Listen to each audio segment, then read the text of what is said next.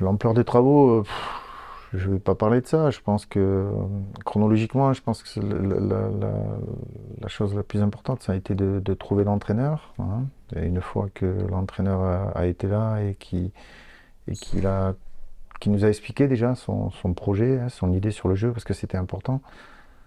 Après, on a présenté le projet du club aussi à l'entraîneur, et par rapport à ce projet, ben, on a bâti l'équipe.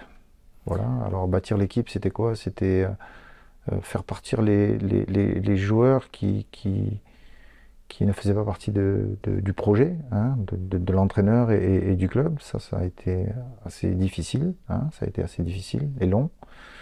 Et puis après, c'était voilà, c'était l'objectif aussi numéro un, c'était de conserver en majorité les joueurs qui faisaient partie de l'effectif la saison dernière, plus certains joueurs qui étaient prêtés et qui revenaient au club, quoi. Un des mots forts de ce mercato, c'était on ne veut pas faire n'importe quoi. Donc on a vu, il y a eu 5 arrivées pendant ce mercato. C'est quoi la limite entre prendre son temps et peut-être trop attendre parfois? Ouais, mais quand on dit ça, c'est qu'on sait ce qu'on a. Voilà, j'ai trop vécu de moments à Metz où on s'est pressé, et puis derrière, on l'a regretté. Et on s'est pressé parce que souvent on n'a pas donné le temps à certains joueurs de s'exprimer, hein, sachant que j'ai des exemples, hein, je peux parler de Habib Diallo, hein. Habib Diallo, on peut se poser la question pourquoi il a mis autant de temps pour être si bon, quoi. Voilà, quoi. Et voilà pourquoi, à un moment, oui, pas se presser, parce qu'aujourd'hui, l'effectif, hein, du FC Metz est composé de notre avis, de très bons joueurs, quoi. Voilà, quoi. Et faire confiance à ces joueurs, c'était important. Après, si à un moment on a des opportunités où on sent que c'est mieux, ben, bien sûr qu'on ne va pas se priver d'y aller. On l'a fait avec Jesse, on l'a fait avec Gauthier, je veux dire, on ne va pas se priver. Mais aujourd'hui, remplacer Simon Elisor, c'est pas simple, hein. Quand vous avez un joueur qui fait 8 buts avec Laval sur une moitié de saison et qui marque 6 buts à 3 sur une moitié de saison, c'est difficile de trouver mieux, hein, sachant que déjà il faut se battre pour le conserver parce qu'il est très sollicité. Voilà pourquoi à un moment on n'a pas voulu se presser, quoi.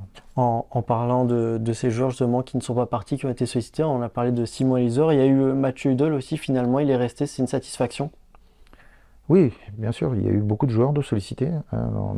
Après, pour revenir à Mathieu, bien sûr que Mathieu, quand tu as la chance d'avoir un joueur comme Mathieu, hein, je ne vais pas parler de ce que Mathieu représente pour le FC Metz, pour les supporters et pour tout le monde.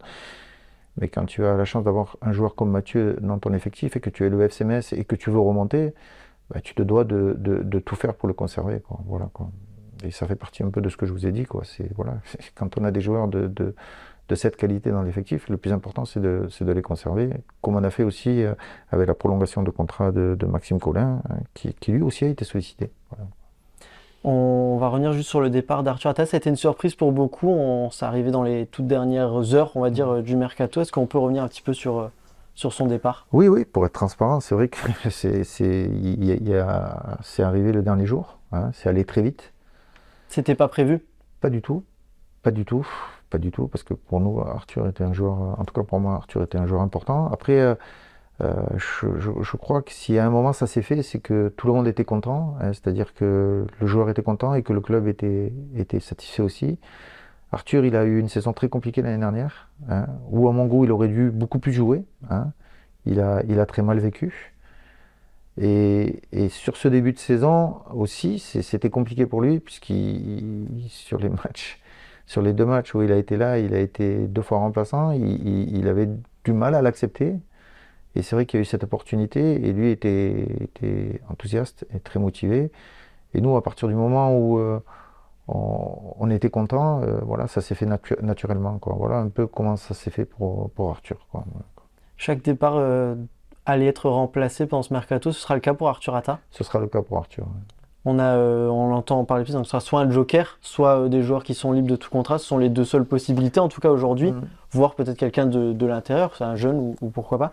La piste qui mène à Benjamin Samboulis, c'est d'actualité ou ça fait juste partie du rayon des Oui, rumeurs? c'est une piste parmi tant d'autres. Après, voilà, comme j'ai dit à vos confrères, ce que je veux, c'est que le club soit respecté, quoi. Voilà, quoi. C'est à un moment, que ce soit n'importe quel joueur, à un moment, on a envie de voir un joueur qui a envie de venir à Metz, quoi. Voilà, on peut pas à un moment faire n'importe quoi et voilà, on doit se faire respecter, quoi. Voilà, quoi.